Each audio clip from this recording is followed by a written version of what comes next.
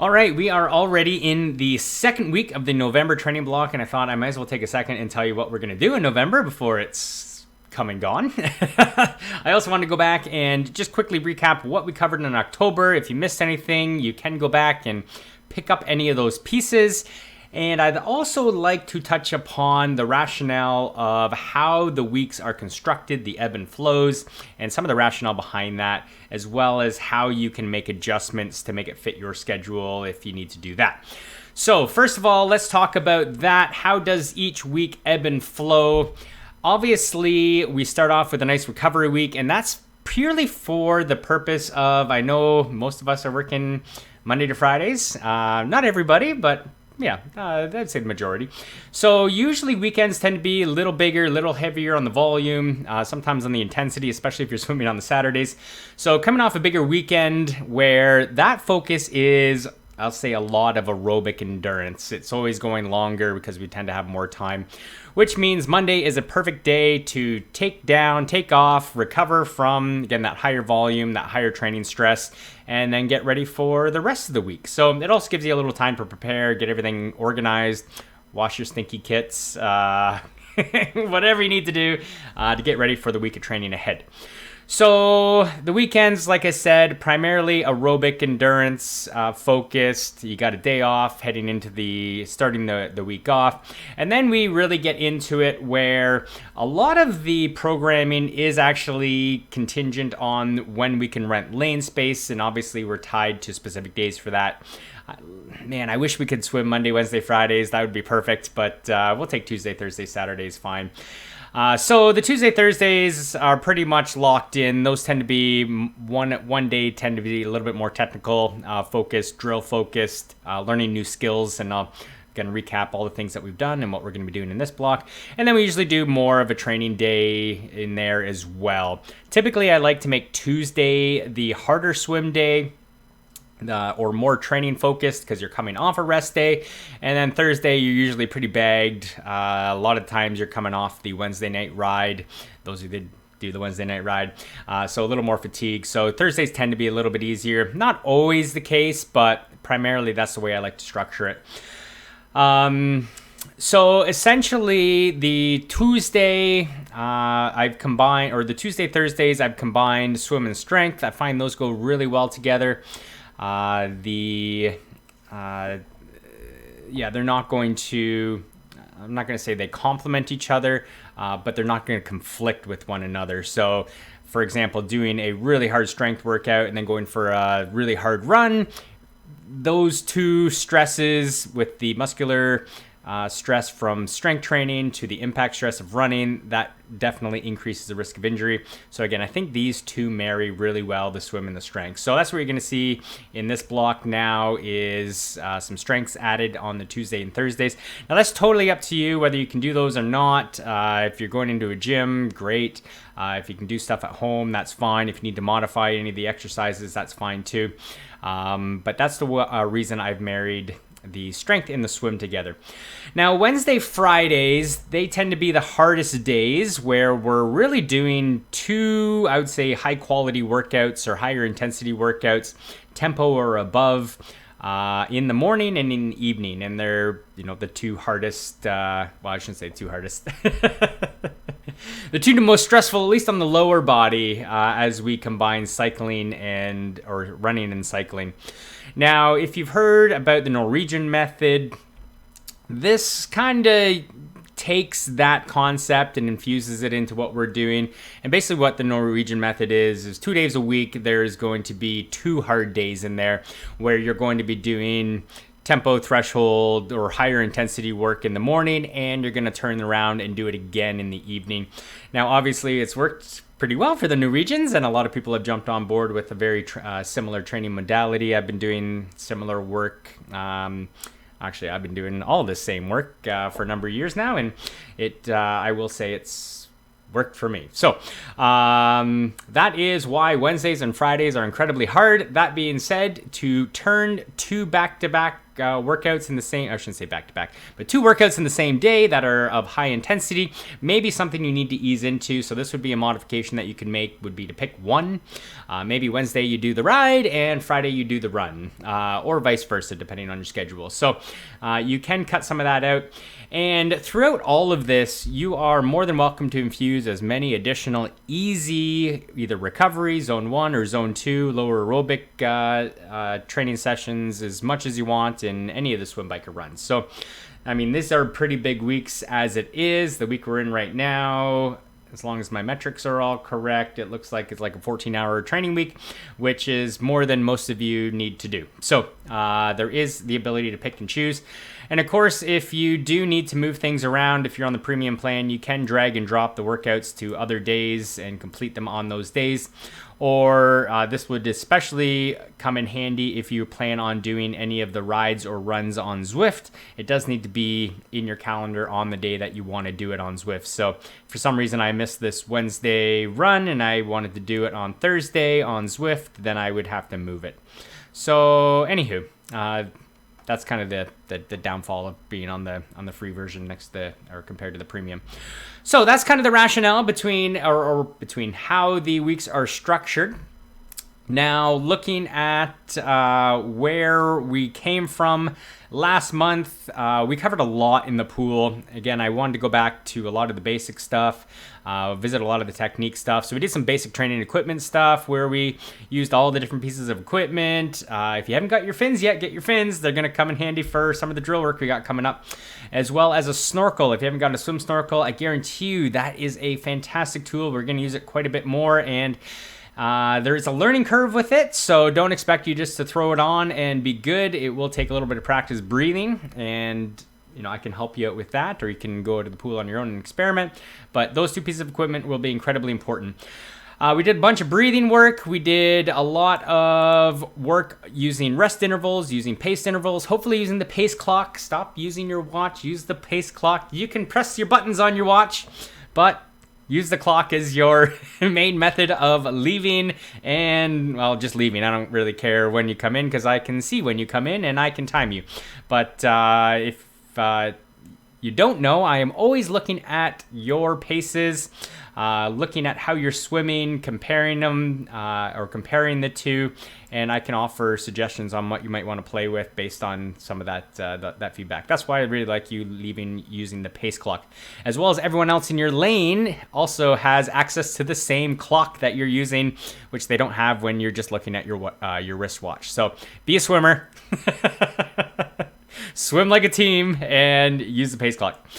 We did some body position work both on our front and back, so freestyle and backstroke.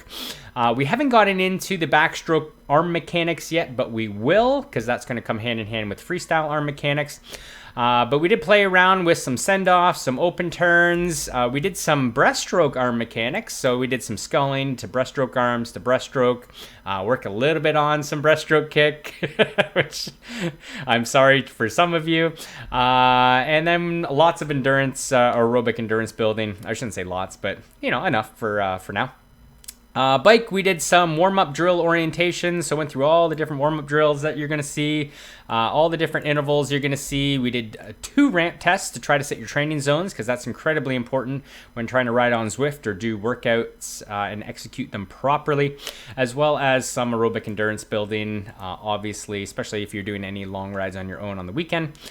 Running, we've infused some balance, stability, mobility, and flexibility in the beginning of those runs. So that's something that I'm leading if you are popping out to H2O to do that with us. I will remind you if you want to do that. You do need membership for that. I can't rent space or anything, so we're just kind of using the gym, and maybe one day we'll figure out something that we might be able to do with that. I actually got a couple things in the works at the moment to maybe circumvent that membership thing, but hang tight on that. For now, that is a requirement. Then we've been doing we did a pace zone estimator set, trying to again set training zones but not stress you out too much. We did a lot of work on stride rate. Most of this stuff is really designed for the treadmill. That being said, you can take it outside.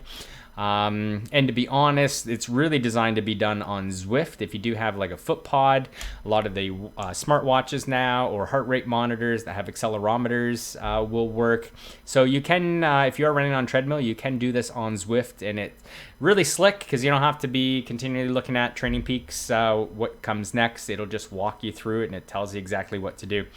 That being said, if you don't have a foot pod and you just want to, again, run on treadmill, you're going to have to check out Training Peaks, and that works just fine as well. If you go outside, a little more involved, and again, you can send the workouts to the watch as well, but anything that is incredibly intricate won't translate on the watch that great. So you do want to know what you're doing before you head out for any of these runs. And these would be the Wednesday, Friday runs. So anyway, we've been doing some stride rate work. The reason I want to always start with stride rate is for injury prevention.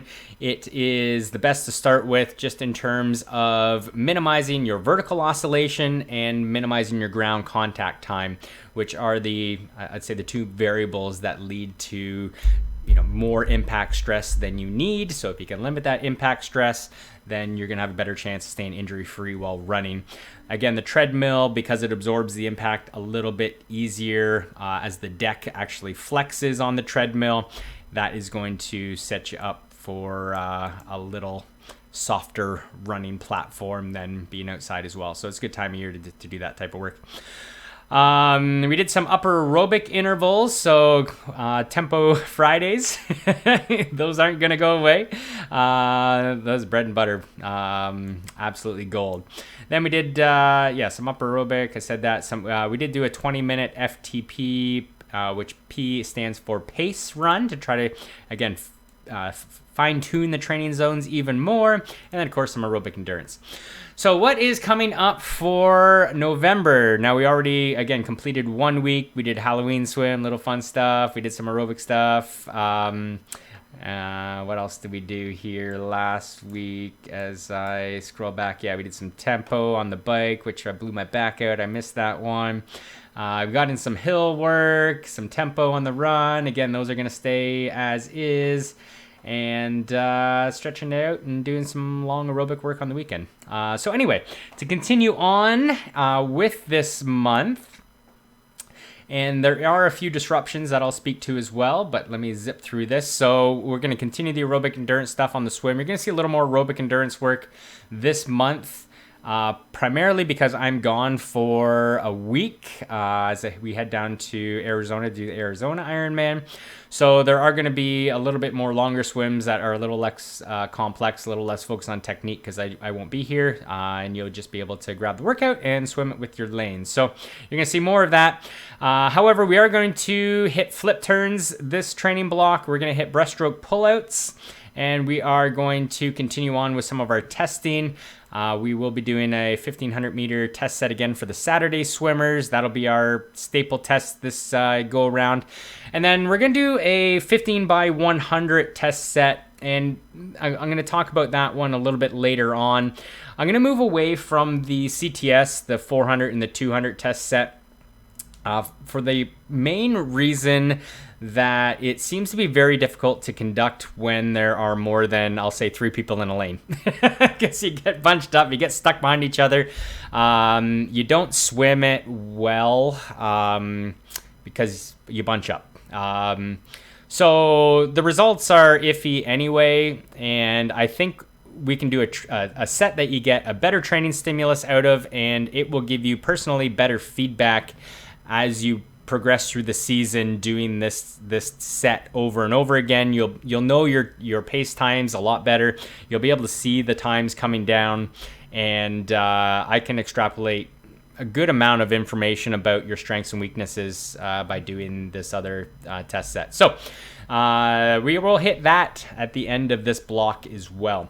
Bike, we're going to stay focused on tempo intervals, so working that sweet spot. We're going to gradually progress the intensity up, and so next one will be working on some threshold and some VO2 max, but again, for now, going to stay in that sweet spot zone, and lots of aerobic endurance as we continue to ride longer on the weekend. The run, we're going to continue to progress some of the balance, stability, mobility, flexibility work that we're doing. So just making it a little bit harder, adding in a few different exercises, a little more complex or more challenging. We're going to keep working on the stride rate, but we're also going to progress into some muscular endurance work and work some hills. So you're going to see some hill runs. Again, these would be best done on a treadmill, but if you are going outside, you can find a hill and do some repeats. Feel free to just walk back down. You can take a longer recovery if you like, if you need to walk down the hill. And just be careful. It's not going up that hurts, it's going down. So be careful on the downhill running. Tempo Fridays, we continue that. And again, the weekends, we're going to continue some in aerobic endurance building. And hopefully we can get some ideas on how to get more people out to some of the weekend stuff. Strength, we are going to add that in. So anatomical adaptation, you might have saw that last week, whether you did it or not. This is the getting ready to lift phase. So you are lifting very lightweight. There's the dynamic warm-up that we do. Then if you want to do some cardio, great. A little bit of core activation, and then you're into the main set. So it is lightweight, very lightweight or body weight. You should finish feeling fine and then suffer 3 days from now or from the time you lifted. So there always is a little residual. The idea is you want to ease into lifting where you are not absolutely destroying yourself, where you can't walk downstairs. So take this really light. The exercises are pretty simple. Squats, lat pull downs, deadlifts, push-ups, calf raises. Should be pretty straightforward on all of that. And then we do a different workout on the Thursday, just switching up the main set. So, and you're going to see a couple little different activation things in there as well. But leg extensions, seated row, it could be any rowing really, hamstring curl, shoulder press, ankle flexors. That's where you're pulling your toes to your shins. So anyway, hopefully all of that is self-explanatory, but if you do have any questions about any of the exercises, just shoot me an email or catch me on the pool deck. I'll show you what the exercise is, and hopefully you're good to go. Google works too. That being said, there's lots of names and different interpretations of exercises, but again, those are pretty standard. So that is going to be what we're going to cover in the month of November. Like I said, when we get to the rest week, we are going to hit another ramp test to see if you've made any progress. We are going to hit a 5K run to see how that looks. That's very similar to the 20K FT pace test. We got our 1500 meter test. We got a whole test set test week. And then, as promised, we're going to hit this 15 times 100 best effort swim on the Tuesday, basically kicking off the next training block in December here, which hasn't been populated as of yet. And we will be heading towards Christmas. So a couple of the disruptions. I am away from the 15th to the 22nd. So this is going to be a swim yourself. Again, everyone, we still have our times. Everything will be there as normal except me.